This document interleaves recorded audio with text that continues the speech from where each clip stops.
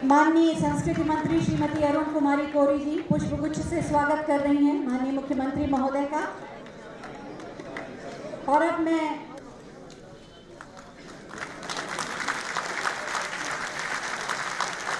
प्रदेश का मान, सरकार द्वारा उनका सम्मान, पूरे देश में एकमात्र उत्तर प्रदेश सरकार ऐसी है जो प्रतिभा का सम्मान करती है, सर्वोच्च शिखर सम्मान से हम स्वयं को गौरवान्वित अनुभव कर रहे हैं। अगली विभूति है विज्ञान के क्षेत्र से प्रोफेसर डॉक्टर कमर रहमान।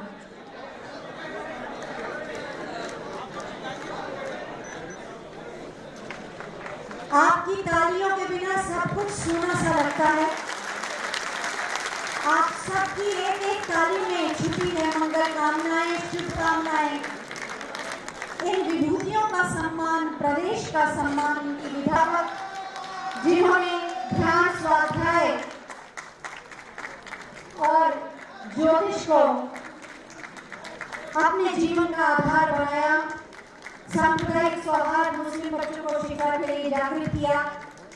यहाँ विराजमान है जो प्रतिभा का सम्मान करते हैं, चाहे वो किसी भी क्षेत्र की हो, और सभी कलाकारों का ये सपना होता है कि वो उनके हाथ से सम्मानित हो।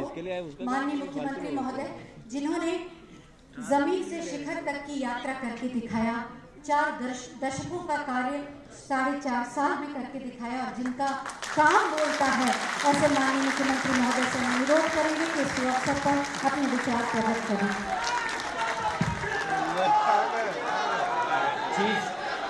चीफ सेक्रेटरी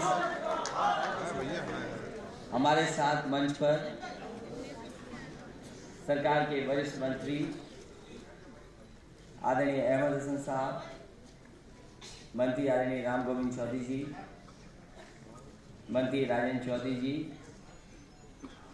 हमारे सामने उपस्थित आदरणीय उदय प्रताप सिंह जी, मंत्री बलराम यादव जी, मंत्री दुर्गा यादव जी, और यहाँ पर उपस्थित बड़ी संख्या में सभी प्रतिष्ठित सम्मानित मान्यवर पत्रकार साथी, आज मैं सबसे पहले यश भारती प्राप्त करने वाले सभी लोगों को बहुत बहुत बधाई भी देना चाहता हूँ। साथ ही साथ जिन्होंने अपने मेहनत से, अपनी सूझबूझ से और लगातार वर्षों की मेहनत और परिश्रम के बाद जो ऊंचाइयों पर पहुंचे हैं, जिनके प्रयासों से न केवल उनका, समाज का, प्रदेश का और देश का नाम आगे बढ़ाने का काम किया, ऐसे तमाम लोग जो मंच पर उपस्थित हैं, मैं उनका स्वागत करता हूं। साथ ही साथ यश भारती सम्मान स्वीकार करने के लिए भी मैं उनका बहुत बहुत आभार प्रकट करता हूं। यहाँ जितने भी साथी बैठे हैं, ये सब जानते होंगे ये यश भारती का कार्यक्रम नेताजी ने शुरू किया था। जिस समय नेताजी ने शुरू किया, और मैं कह सकता हूं कि शुरुआती दौर में जिन लोगों ने स्वीकार किया था, कुछ लोग तो लखनऊ में आकर के स्वीकार किया था, लेकिन कुछ अपने स्वास्थ्य की वजह से, उम्र की वजह से अगर नहीं आ पा रहे थे, तो नेताजी को कहीं भी जाना पड़ा होगा, तो उनको जाकर के सम्मान करने का काम नेताजी ने किया। उसने हरवंश राय बच्चन जी को बंबई में जाकर के सम्मान करने का काम किया था। और तब से लगातार जब जब समाजवादी लोग सरकार में आए हैं, हम समाजवादियों की कोशिश रही है कि जिन्होंने उत्तर प्रदेश में या उत्तर प्रदेश के बाहर जो उन्होंने सेवाएं दी हैं, वो किसी भी क्षेत्र में रही होंगी, उनको सम्मान करने का अवसर हम लोगों को प्राप्त हुआ है।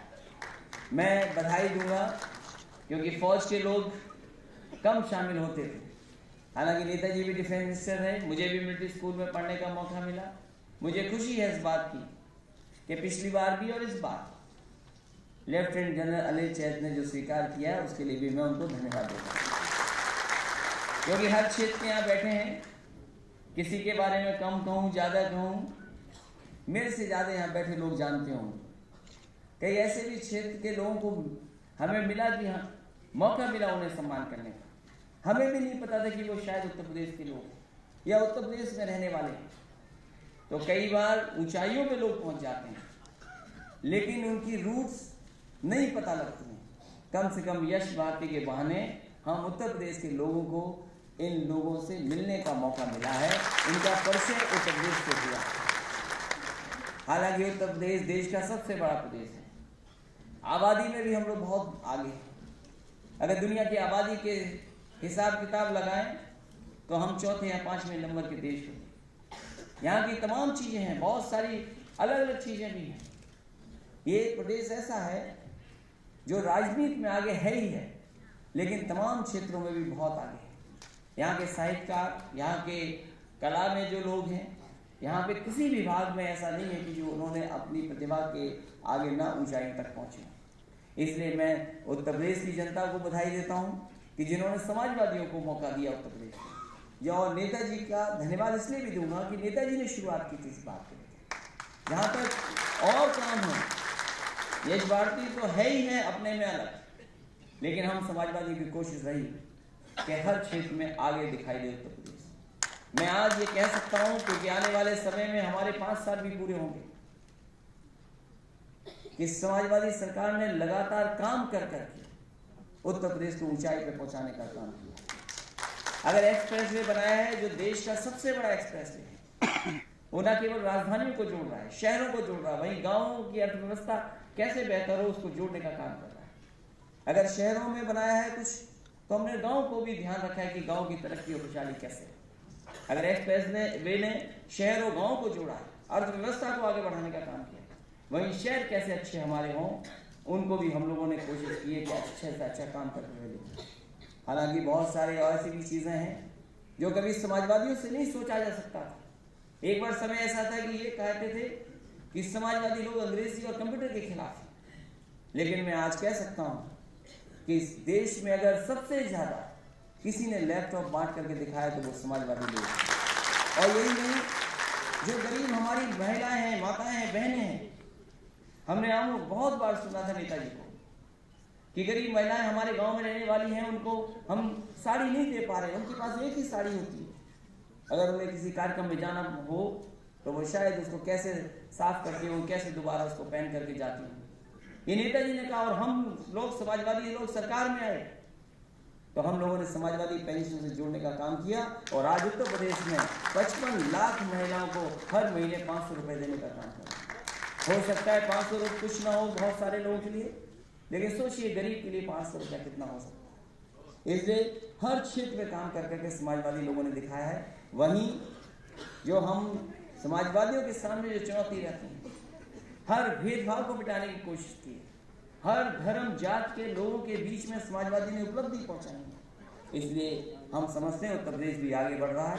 इन्हीं शब्दों के साथ एक बार फिर यश भारती प्राप्त करने वाले तमाम हमारे जितने लोग बैठे हैं मेंबर, मैं उनका धन्यवाद देता हूं और आभार प्रकट करता हूं कि उन्होंने स्वीकार किया है। हमें खुशी होगी कि आने वाले समय में भी हम समाजवादी को मौका मिले, जिससे कि हम लोग यश भारती तो दे ही रहे हैं, उत्तर प्रदेश को आगे बढ़ा ही रहे हैं, और आने वाले समय में और से भी ज़्यादा लोगों को हमें सम्मान करने का मौका मिले। इन्हीं शब्दों के साथ आप सबका बहुत बहुत धन्यवाद और आभार व्यक्त करता हूँ। बहुत बहुत धन्यवाद माननीय मुख्यमंत्री महोदय।